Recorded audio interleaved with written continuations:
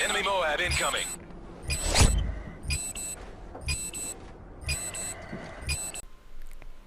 Hey guys and girls, how you all doing?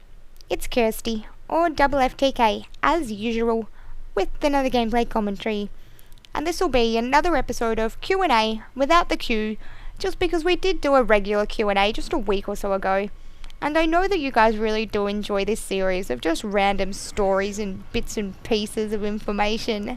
And I really enjoy telling you guys, especially when I can actually sort of filter what stories I'm going to tell you guys. Because I actually have a hell of a lot of stories that I really could get into. Seeing as I have sort of been alive for 20 odd years. But some of those stories are quite sort of R-rated. And I don't mean that in a sexual way. I just mean that in an R-rated way. We're not really going to get into that.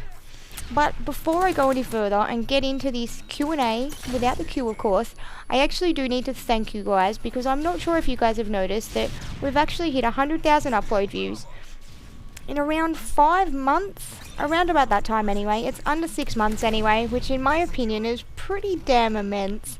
And I really have to thank you guys for that, because there's no way that I could have sat there and refreshed that browser window 100,000 times even if I wanted to. So I really do need to thank you guys for that. When I did start on YouTube, I really wasn't sure what to expect. I actually wasn't expecting much at all. I just thought it could be a bit of fun, some way to sort of showcase gameplays that I thought were pretty damn good. Although now I get on YouTube, I do realise that they weren't really that good. But it did bring me here, and I've made a lot of good friends along the way, so I really can't complain. So I've got to thank all you guys who have ever watched my videos, subscribed to my channel, left a comment, left a like, and in particular all of you guys that have actually helped me out that I know personally. You guys are awesome, and you guys are just an awesome bunch of friends. I must admit, it might sound weird that I sort of know all these people over the internet, and I actually do consider quite a few of them to be pretty damn good friends. And I'm sure if I actually knew them in real life, we'd get along just as well as what we do online.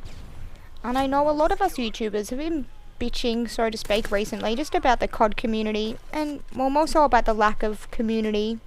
And you guys do know quite a bit about my opinion of this, because I did do a commentary just recently on people on YouTube who just use other people just for their own sort of expansion of their channels, so to speak.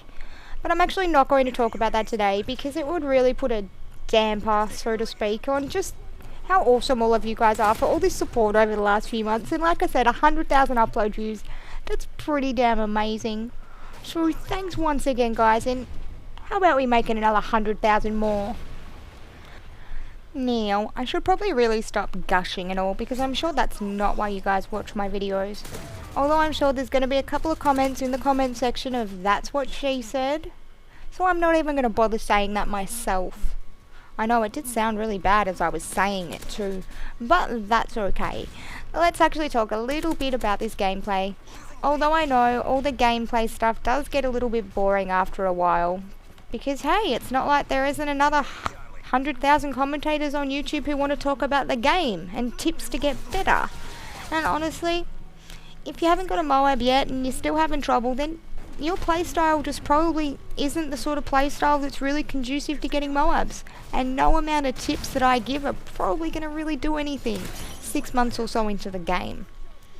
So I have been sort of shying away from tips and such like that recently, and I really hope that you guys have been enjoying it.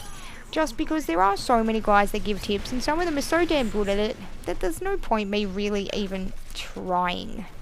So let's actually get on to this. Hey, I thought that some of the stuff we could talk about today was more some stuff in relation to my school days, just because I know that I have a lot of younger viewers under the age of 18 who are still in school, and they can't actually relate to some of the things that I talk about, being that I am that little bit older, sort of with that little bit more life experience.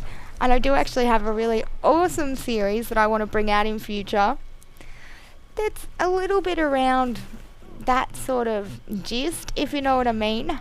But I actually just sort of want to keep that under wraps for now, because it's not going to happen anytime soon. I do have quite a few other things on my plate.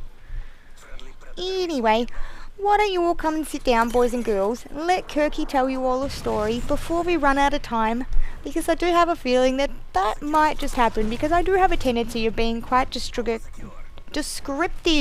when it comes to my stories. What is wrong with me today? I'm having trouble talking. But this is quite a usual thing you guys would have noticed in some of my recent commentaries. And honestly, I think it just adds character. What do you guys think? I'd much rather listen to someone who's natural and genuine than someone who's sitting there writing down what they're going to say on a piece of paper, because that's not me. Occasionally I do leave little dot points, just if it's going to be something sort of tutorial sort of based. But when I'm just doing a general commentary like this, or a Q&A without the Q, I just tend to talk and just see what happens. Just I find that that's a bit more fun. So what we were talking about, I thought that it would actually be really funny to talk to you guys about the first fight that I pretty much ever got in, just because it is quite a funny story and it actually wasn't meant to happen at all. And I know that a lot of you guys are young boys, and anything related to fighting and punching and broken noses and blood just adds to the experience.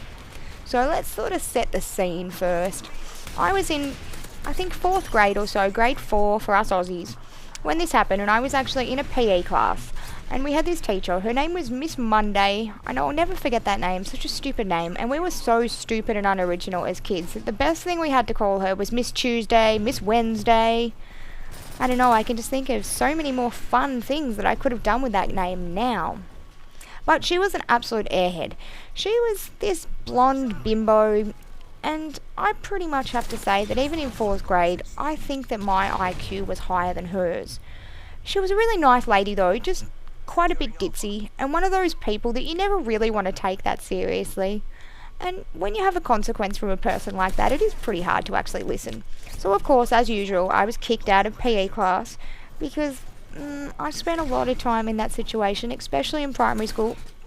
I swear, I reckon this is one of the reasons that I can spell so well, is that I spent that much time, especially in grade 6, sitting outside my classroom, writing lines from the dictionary.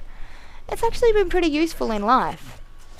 Oh, I've just got a buddy in those. Seriously, look at those 2 little bitches. Not good enough that there's one of them in the back of the map, there's got to be 2. Anyway, let's get on to this fight story, because I know that's what you all want to hear now that I've sort of let the cat out of the bag that there's broken noses and blood involved. So I was kicked out of this class, and everyone in my class were playing cricket. I'm not sure how much you guys know about cricket, but it's a sport with a bat and a ball, quite a hard ball. And the bat's made out of wood pretty much. Bowler throws the ball, batter's gonna hit the ball and then run. Similar to baseball, but very, very different.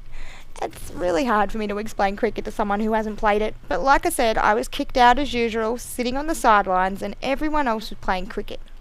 Well, the teacher thought she'd go get into the storeroom to go and do something or other, and of course all the boys start egging me on to jump up and have a hit, because I've always been one of the boys, really.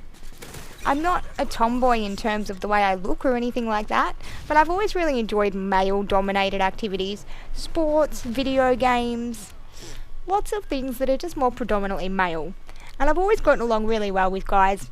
They just tend to, there's less bullshit. You know, if a guy's pissed off with you, he'll tell you. He's not going to sit there and talk behind your back and start crap on Facebook and all that shit. And I've always found that I've related a lot more to that.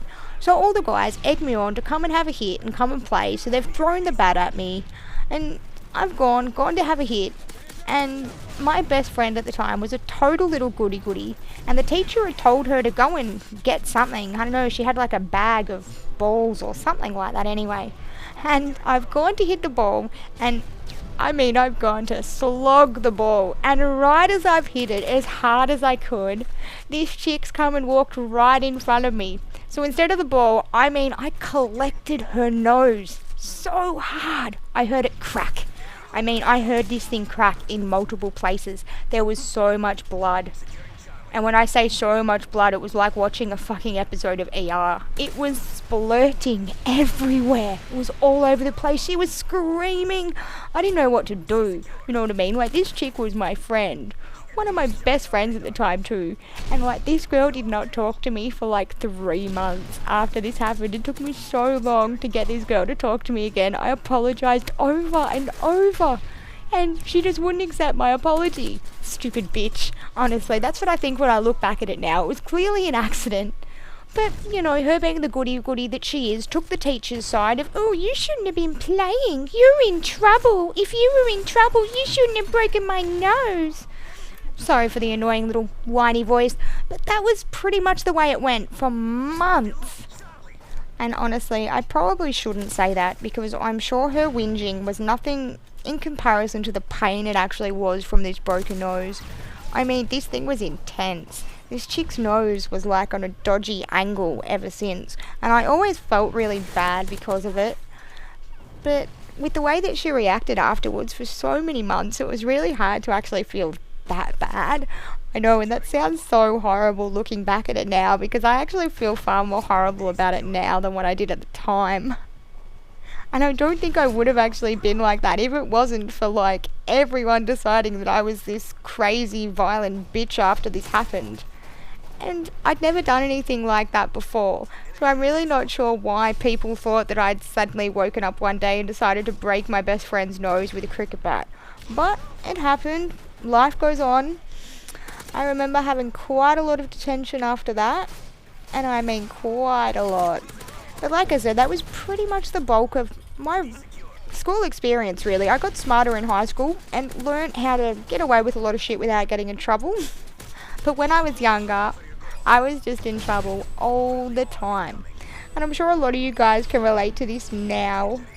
And don't worry, you know, just because you're in trouble now or you get in detention and suspension and things like that doesn't mean it's always going to be that way. I think I turned out pretty damn decent, honestly.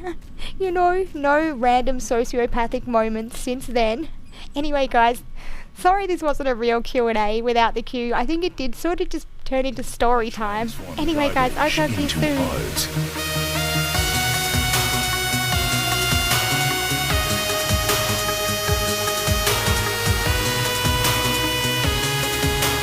We transform secondhand